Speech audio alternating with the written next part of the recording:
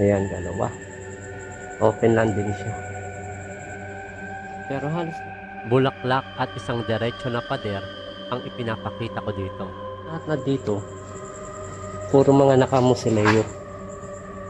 Dito sa parting ito na papasukin ko, mamaya ay mayroong magtutugma sa mga naramdaman ko at sa mga nahagip ng camera ko na hindi ko naman nakita ng mga oras na yon at napansin ko na lamang ito habang ini-edit ko ang video na ito.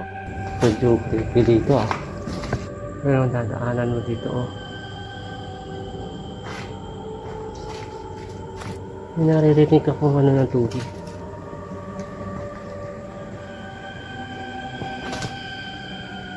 So dito mga strangers,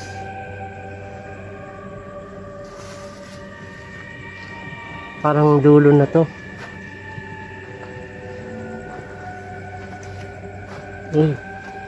Meron kang gagaling lang dito.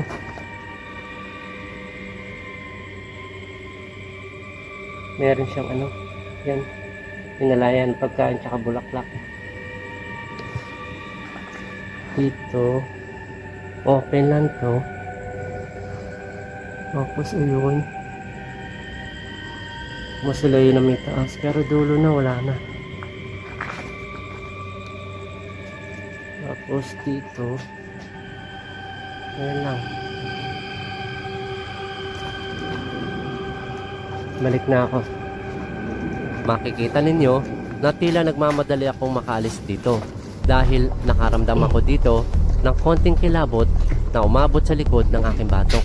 Pero sa mga oras na ito, hindi ko ito pinansin dahil hindi naman iyon ang hinahanap ko na gusto kong maramdaman dito. Ito po.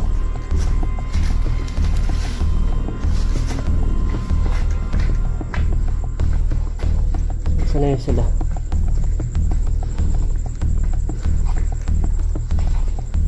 So guys, medyo dito nakakaramdam ako ng konting habang sinasabi ko yung kilabot na naramdaman ko at iniilawan ang lugar kung saan ako lumabas.